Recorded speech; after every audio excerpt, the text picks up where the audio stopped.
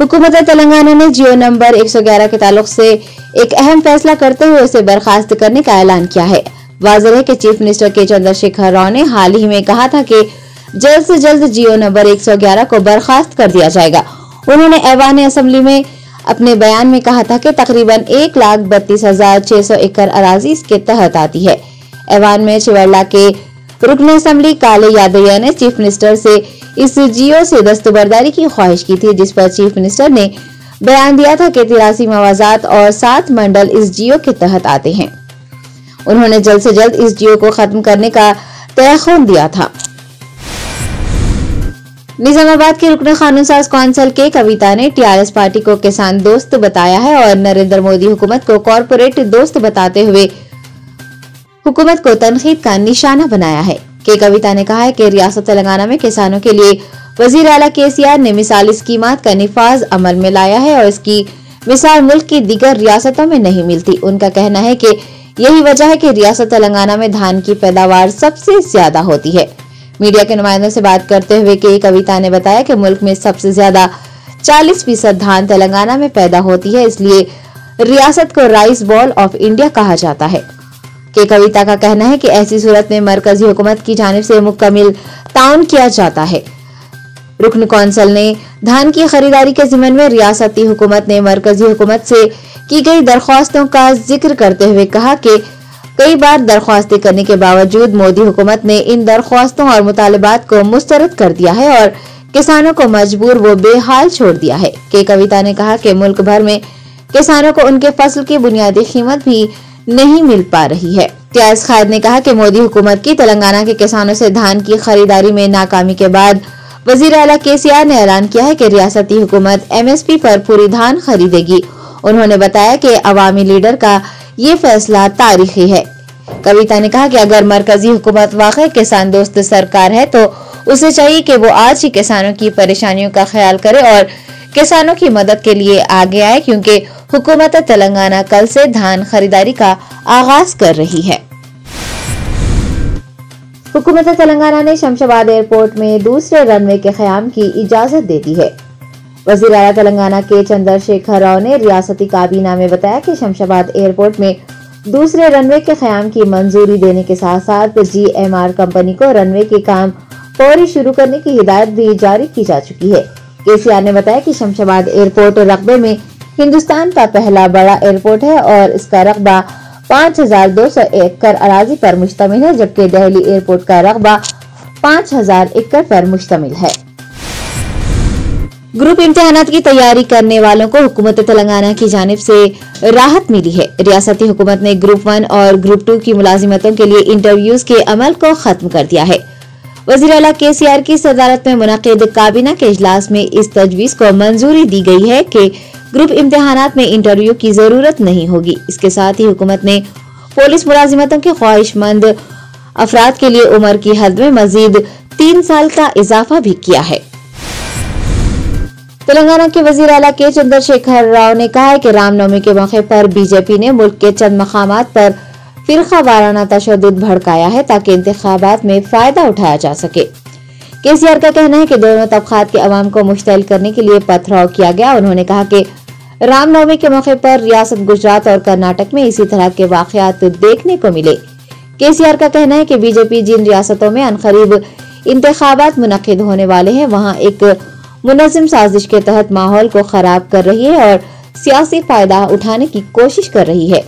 उन्होंने कहा है कि मुल्क भर में रामनवमी मनाई गई, हर घर और हर गांव में ये त्यौहार मनाया गया, लेकिन 2-3 रियासतों में ही फिरका वाराना तशद्दुद बरपा हुआ और ये इसलिए हुआ कि वहां अनकरीब इंतखाबात होने वाले हैं। केसीआर का कहना है कि वोटों के लिए बीजेपी मुल्क बर्बाद कर रही है, जो कि इंतहाई अफसोसनाक बात है। वज़ीर आला केसीआर ने कहा कि पिछले कुछ दिनों से हिंदुस्तान की सिलिकॉन वैली कहलाने वाली बेंगलोर शहर की हालत इंतहाई खराब कर दी गई है। रियासत कर्नाटक में बीजेपी मुख्तलिफ तरीकों से दोनों तबकात को मुश्तइल करने की कोशिशों में जुटी हुई है। केसीआर ने कहा है कि कर्नाटक में 6 तरह की पाबंदियां आयद की गई हैं, जिनमें हिजाब पर पाबंदी, हलाल गोश्त पर पाबंदी, मुस्लिम डाइवर्स की गाड़ियों में सफर की पाबंदी और मुस्लिम ताजरान से अशिया न खरीदने जैसी पाबंदियां लगाई गई हैं और मुसलमानों को निशाना बनाया जा रहा है। हैदराबाद की हलीम में एक और जायके का इजाफा, फेमस मटन हलीम। जी हाँ, खुद खाइए और अपने घर वालों को ले जाइए। आगापुरा रूबरू सेंट्रल बेकरी हैदराबाद। हुकूमत तेलंगाना ने मरकजी वजारत सेहत, तिब और खानदानी बहबूद पर जोर दिया है कि वो सरकारी अस्पतालों को 18 बरस से लेकर 59 बरस तक की उम्र के ग्रुप के तमाम अहल अफराद को मुफ्त एहतियाती डोज देने की इजाजत दे।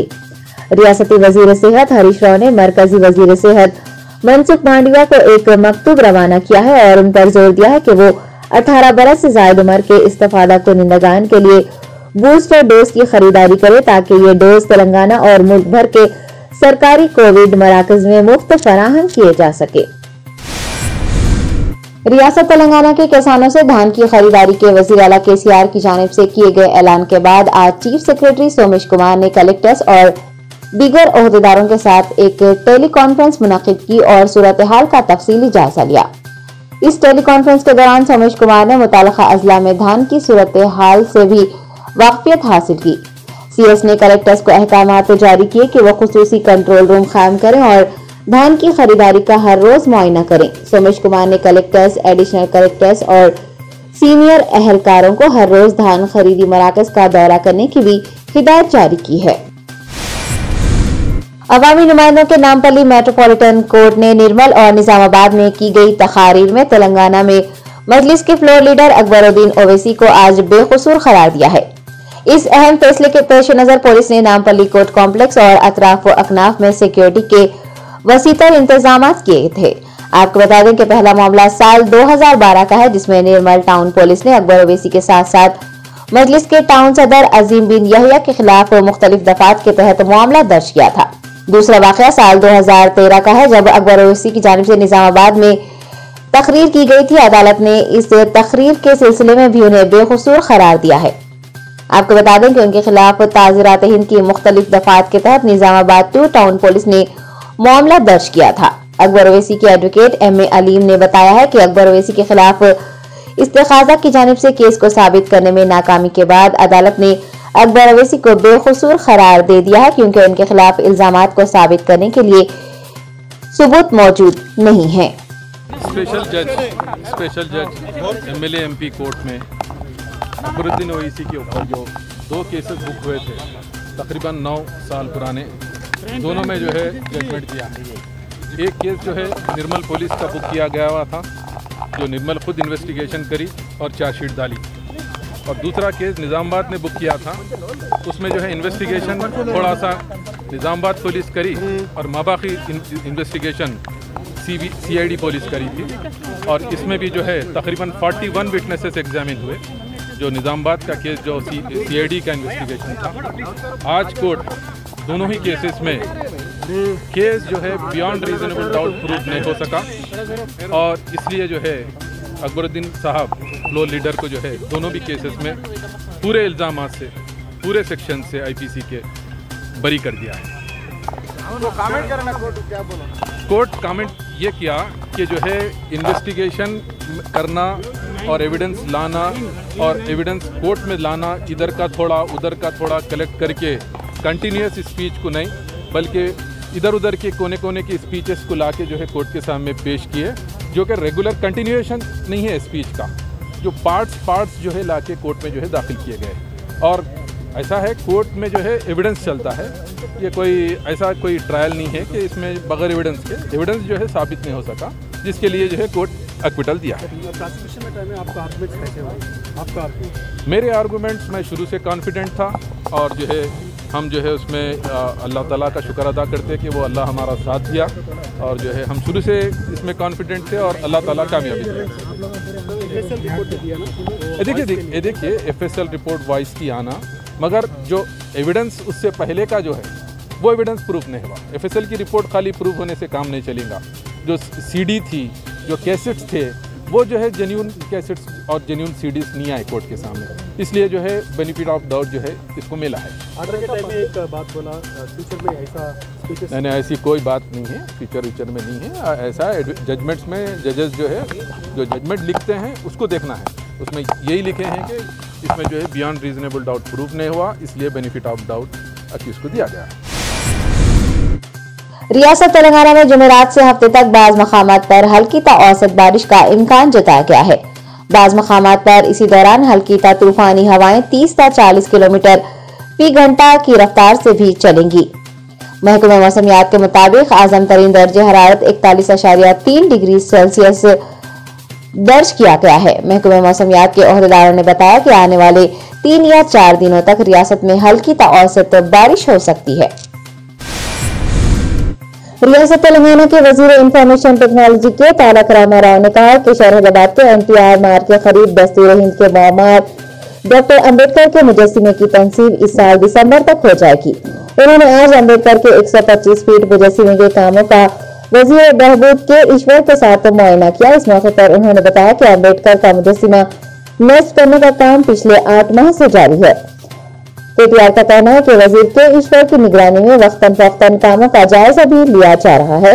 उन्होंने बताया कि अम्बेडकर के मुजस्सिमे का क़याम मुल्क में एक अहम संग मेल है। उनका कहना है कि सयाहों को राग़िब करने के लिए म्यूजियम भी कायम किया जाएगा, जिससे सियाहत का शोबा बहाल हो जाएगा। KTR ने निशानदेही की है कि वज़ीर आला के चंद्रशेखर राव अम्बेडकर के नजरियात पर अमल कर रहे हैं और अम्बेडकर के लिखे हुए दस्तूर के जरिए तेलंगाना को रियासत का दर्जा हासिल हुआ है।